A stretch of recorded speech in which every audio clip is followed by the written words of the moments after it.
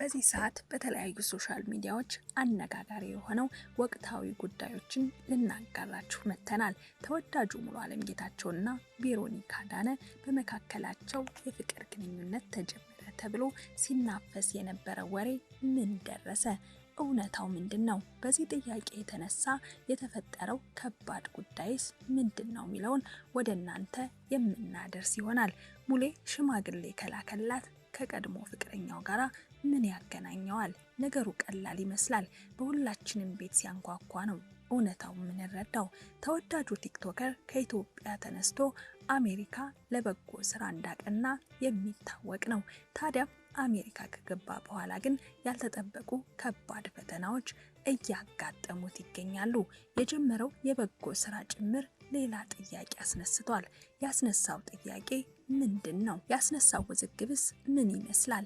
ይህንን ችግር ፈተው በምን አይነት መንገድ በጎ ስራውን አስቀጠሉት የሚለውን ጭምር ወደ እናንተ እናደርሳለን። ተወዳጁ የኪነ ጥበብ ሰው አርቲስት ሰራዊት ፍቅሬ ከሰሞኑ አንድ ከባድ ሀዘን ገጥሞታል። ያጋጠመው ሀዘን ምንድነው የሚለውን ዘርዘር አድርገን ወደ እናንተ የምናደርስ ይሆናል። ሰላም እንደምን አላችሁልን? በሀገር ውስጥም በውጭም ያላችሁ ውድ ቤተሰቦቻችን ቪዲዮን ላይክ፣ ሼር፣ ሰብስክራይብ በማድረግ የዘወትር ቤተሰብ ሁኑ። እንዲሁም የለቀቅናቸው ቪዲዮዎች በቀጥታ እንዲደርሳችሁ የደወል ምልክቷን በመጫን አብራችሁን እስከ ፍጻሜው ዝለቁ። ሰሞኑን በጣም ብዙ ሰዎች መነጋገሪያ ያደረጉት ጉዳይ አለ። የሙሉዓለምና የቬሮኒካ አዳነ ጉዳይ። በተለይም በቲክቶክ በኩል እስከ ቀጥታ ስርጭት የገቡ ሰዎችን እየተመለከትን ነበር። በእነሱ ጉዳይ ብዙ ነገሮችን ነው ያሉት። እናም ሁለቱ ወጣቶች የፍቅር ግንኙነት ጀምረዋል በሚልና ለሙሉዓለም ቀደም ላለ ህይወት ዋነኛ ተጠያቂ ቬሮኒካ ናት ወደሚሉ ድምዳሜዎች የሄዱት ሰዎችንም ስንመለከት ነበር። ለዚህ ነገር ያበቃቸው ምንድነው የሚለውን ከመመልከታችን በፊት ቀደም ወዳለው ታሪክ እንመለስ። ሙሌ እንደሚታወቀው በሚሰራቸው የፊልም ስራዎች በጣም ተወዳጅና ትወናው በጣም አስደናቂ ነው። ከዛ በተጨማሪ ደራሲ ነው፣ ዳይሬክተርም ነው። ብዙ የኪነ ጥበብ ስራዎች ማበርከትም የቻለ ወጣት ነው። እናም በግል ህይወቱ ትዳር መስርቶ ይኖርም ነበር። ቀደም ያለው የትዳር ህይወቱ በአንድም በሌላም ምክንያት መፍረሱ ከቅርብ ጊዜያት ወዲህ አንዲት ወጣት ጋር ይታይም ነበር። በተለያዩ መንገዶች ለሷ ያለውን ክብርም ለማሳየት ጥረት ያደርግ ነበር። ከዚያም ብዙ ሳይቆይ ሽምግልና ፕሮግራም ተከናወነ። ወደ ልጅቷ ቤተሰቦችም ሽምግልና ተላከ። ብዙም ሰዎች አዲስ የመጣውን የትዳር ህይወት ፈጣሪ ይባርክልህ ሲሉ መልካም ምኞታቸውን ሲገልጹለት ነበረ። ነገር ግን ያልተጠበቀ ነገር መስማት ተጀመረ። ከልጅቷ ጋር መለያየታቸውን የሚያሳዩ አንዳንድ ወሬዎች ሶሻል ሚዲያዎች ላይም መለቀቅ ጀመሩ። ታዲያ ወጣቷ ከሰሞኑን አንድ ቪዲዮ ሰርታም ነበር። በዚህ ቪዲዮ ላይ እንደተመለከትነው ስም አልጠቀሰችም። እናም ምንን በቀጥታ ለመናገር እንደሞከረች አልታወቀም። ነገር ግን ሀሳቧ ተነስተው እነ ቬሮኒካን ነው ለመናገር የሞከረችው፣ እነሱ ላይ ነው ሀሳቧን ለማንሳት የሞከረችው፣ ቬሮኒካና ሙሉዓለም ላይ የሚል ድምዳሜ ውስጥ ነበር የገቡት ሀሳቦቹ። እንግዲህ ብዙ ሰዎች ጉዳዩን ከሙሌና ከቬሮኒካ ጋር ለማገናኘት ያሰቡት ምክንያት በዚህ ቪዲዮ ነው። የሙሌ ልደት ላይ ቬሮኒካና የተለያዩ አርቲስቶች ጓደኞቹ ተሰባስበው ልደቱን እያከበሩለት ኬክ እየቆረሰ ነው። በዚህ መሃል ይህንን ያለፈ ቪዲዮ አምጥተው ሰሞኑን ይችኛው ወጣት ከተናገረችው ነገር ጋር በማገናኘት እንዲህ ያለ ክህደት ፈጽሞባታል፣ የፍቅር ግንኙነት ጀምረዋል ወደሚሉ ድምዳሜዎች አምጥተውታል ማለት ነው። ሌላው ብዙ ሰው የተወዘጋገበበት ይሄኛው ፎቶ ነው። በመግቢያችን ላይ ጠቀስ እንዳደረኩላችሁ ቬሮኒካና የሙሌ ግንኙነት ውሸት ከሆነ እነዚህ ፎቶዎች ምን ይሰራሉ የሚለው ጥያቄ የብዙሃኖች ጥያቄ ነው። በምን ምክንያት የመጡ ፎቶዎች ናቸው የሚለውን እነግራችኋለን። ይሄ ብቻ አይደለም። ቬሮኒካ በሙሌ ቪዲዮዎች ላይ ኮሜንቶችን ስታስቀምጥ ያንን ኮሜንት እየወሰዱ ሁለቱ በእርግጥም የፍቅር ግንኙነት ላይ ቢሆኑ ነው እንዲህ አይነት ግንኙነት ውስጥ የገቡት በማለት ያልተገቡ ወሬዎችን ማውራት ቀጠሉ። ነገር ግን እውነት ቬሮኒካና ሙሌ የፍቅር ግንኙነት አላቸውን የሚለው የብዙዎች ጥያቄም ነበረ። ቬሮኒካ አንድ ቪዲዮ ለቃም ነበር። ከዚህ ቪዲዮ ስር ላይ አንድ ሀሳብ ነበረ። የኔ ፍቅር ስወድሽ እኮ ግን የሚወራውን ፈራሁት። እውነት እንዳይሆን ጸልያለሁ። በአንቺ ትንሽ እንኳን ማዘን አልፈልግም። የኔ ቆንጆ እባክሽ ውሸት ነው በይኝ የሚል ነበር ኮሜንት ላይ የተቀመጠው።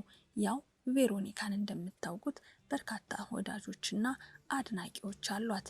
እናም እነዚህ አድናቂዎቿ ደግሞ የተወራው እውነት ነገር ከሆነ ባንቺ እናዝናለን፣ ስለዚህ እውነት ነው ወይስ ውሸት ነው የሚል ቀጥተኛ ጥያቄ ነበር የተጠየቀችው።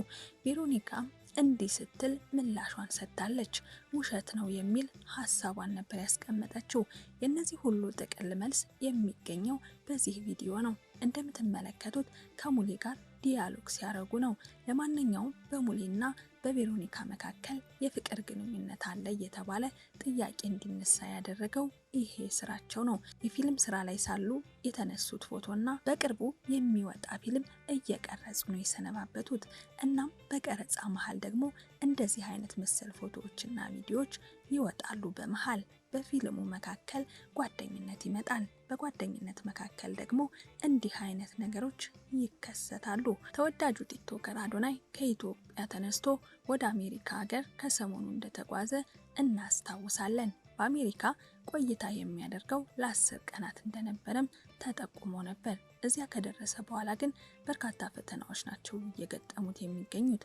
አንደኛው ፈተና ከ5.3 ሚሊዮን በላይ ተከታዮች ያሉት የቲክቶክ አካውንቱ በጣም በርካታ ሪፖርቶች እየቀረቡበት ስለሆነ በአንዳንድ ሰዎች አማካኝነት አደጋ ላይ ወድቆበት ላይውን ቀጥታ ስርጭት ላይ ማድረግ ባለመቻሉ ገቢ ማሰባሰቢያ ሂደቱ ላይ በጣም ትልቅ እንቅፋት እየፈጠረበት እንደነበር በጣም በተደጋጋሚ ተናግሮ ነበር። ከዚህ በተጨማሪ ሌላ ዋና ችግር ተፈጠረ። እንደምታውቁት የኢትዮ ኢስታንቡል ሆስፒታል ባለቤት የሆኑት ሌላ አንድ የበጎ አድራጎት ድርጅት መስርቻለሁ። ይህ ድርጅት ደግሞ የልብ ታማሚ ህጻናትን ለቀዶ ጥገናና ለሌሎች ወጪዎች የሚያገለግል ገንዘብ ለማሰባሰብ ከቲክቶከሩ አዶናይ ጋር እሰራለሁ ብሎ ከዚያ ከደረሱ በኋላ የተፈጠረው ነገር ምንድነው? ጥያቄዎች መነሳትም ጀመሩ። አንድ ወጣት ያነሳውን ጥያቄ በጥቂቱ እንስማው። ይህ ጥያቄ ታዲያ በለጋሾችም ይሁን በተመልካቾች እንዲሁም ደግሞ ይህንን በጎ ስራ በሚያከናውኑት በእነ አዶናይና በሌሎች ሰዎች መካከል ውዝግቦችን መፍጠር ጀመረ። በእርግጥ ጥያቄው ልክ ነው አይደለም የሚሉ ሰዎች ተከራካሪዎች አሉ። ነገር ግን ቀደም ባለው ሰዓት መነሳት አይችልም ወይ? ጥያቄው በጎ አድራጎት ድርጅቱ ከተመሰረተበት ጊዜ አንስቶ ይህ ጥያቄ ማንሳት አይቻልም ወይ? አሁን በመጨረሻ ሰዓት ገንዘቡ በማሰባሰብ ሂደት ከተጀመረ በኋላ ጥያቄውን ማንሳት ለምን አስፈለገ የሚሉ ሰዎችን እየተመለከትን ነበር። በመጨረሻም ደስ የሚል ነገር ተፈጠረ። ትናንት አዶናይ ከዚህ ወጣት ጋር ተገናኝተው ጉዳዩን ተነጋግረውበት ችግሩን ፈተውታል። ስለዚህ ለህፃናቱ ገንዘብ የማሰባሰብ ሂደቱ ይቀጥላል ማለት ነው። በርካታ ሰዎች በበጎ ስራቸው ላይ እየተሳተፉ እንደሆነም እየተገመተ ነው። እጅግ ተወዳጁ የኪነ ጥበብ ሰው ሰራዊት ፍቅሬ ሰሞኑን ከባድ ሐዘን ገጥሞታል። በተለይም ደግሞ በኢትዮጵያ በጥበቡ ዘርፍ ጉልህ አስተዋጽኦ ካላቸው ሰዎች መካከል አንዱና ዋነኛው ተጠቃሽ ነው። ከሬዲዮ ፕሮግራም ጀምሮ እንዲሁም የቲቪ ፕሮግራሞችን በመጻፍ በመተወንና ደግሞም በመጨረሻም አካባቢ በኢትዮጵያ የማስታወቂያ ስራ ኢንዱስትሪ ውስጥ የራሱን አስተዋጽኦ ያበረከተ ሰው ነው። ሁለገብ ከያኒ የሆነው አርቲስት ሰራዊት ፍቅሬ እጅግ የሚወዳቸውና የሚያከብራቸው ወላጅ እናቱ ወይዘሮ በለጥሻቸው ማመጫን ከዚህ ዓለም ድካም በማረፋቸው ከፍተኛ ሐዘን ውስጥ መውደቁ ነው የተሰማው። አንጋፋውና ተወዳጁ ሰራዊት ፍቅሬ ወላጅ እናቱን ወይዘሮ በለጥሻቸው ማመጫን ማጣቱ ትልቅ ሐዘን ውስጥ ከቶታል። በዚህም የተነሳ ወዳጆቹ፣ ጓደኞቹ እንዲሁም አድናቂዎቹ የማጽናኛ ቃል እየላኩለትም ይገኛሉ። እንግዲህ እናት ነች፣ የፍቅር ጥግ ማሳያም ነች። እናት የትዕግስት ተምሳሌትም ነች። እናት ልጆቿን ለማሳደግ በብዙ ጥረት ጥረው ግረው እዚህ ደረጃ ላይ ያደረሱ እናት ናቸው ወይዘሮ በለጥሻቸው ማመጫ። ለረጅም ጊዜ አርቲስት ሰራዊት ፍቅሬን ጨምሮ እንዲሁም ደግሞ ሌሎች ለሀገር ለወገን የሚጠቅሙ ልጆችን አፍርተው ኮትኩተው ያሳደጉ ትልቅ እናት ናቸው። እናም ታዲያ እኒህ እናት ለሰራዊት ፍቅሬና ለወንድም ለእህቶቹ ብቻ ሳይሆን ለአካባቢው ሰውም ጭምር እናት ነበሩ። አርቲስት ሰራዊት ፍቅሬ የሚወዳቸው የሚያከብራቸው እናቱን ማጣቱን አስመልክቶ ብዙ ወዳጅ ዘመዶቹ እንዲሁም አድናቂዎቹ የማጽናኛ መልእክት እያደረሱት ይገኛሉ። እናም እኛም ሰራዊት ፍቅሬን እግዚአብሔር ያጽናህ ልንለው እንወዳለን። የእናታችንም ነፍስ ከደጋጎች ጋር ያስቀምጥልን እንላለን። ውድ ቤተሰቦቻችን በያላችሁበት በሀገር ውስጥም በውጭም ሆናችሁ እስከ ፍጻሜው ድረስ አብራችሁን ስለቆያችሁ ከልብ ላመሰግናችሁ እወዳለሁ። በሌላ በአዲስ መረጃና እንዲሁም በተሻለ አቀራረብ እስከምንገናኝ ድረስ ለዛሬ የነበረን መረጃ እዚህ ጋር አበቃው። አንድ ነገር ግን ልላችሁ እወዳለሁ። ቪዲዮን ላይክ፣ ሼር፣ ሰብስክራይብ በማድረግ የዘወትር አጋር ቤተሰብ ሁኑ። እንዲሁም ደግሞ አዳዲስ መረጃዎች እንዲሁም ወቅታዊ መረጃዎች ወደ እናንተ በቀጥታ እንዲደርሳችሁ ደግሞ የደወል ምልክቷን በመጫን አብራችሁን ለሁልጊዜውም እንድትሆኑ እንድትቆዩ ስል ላሳስባችሁ እወዳለሁ። በያላችሁበት ሰላማችሁ ይብዛ።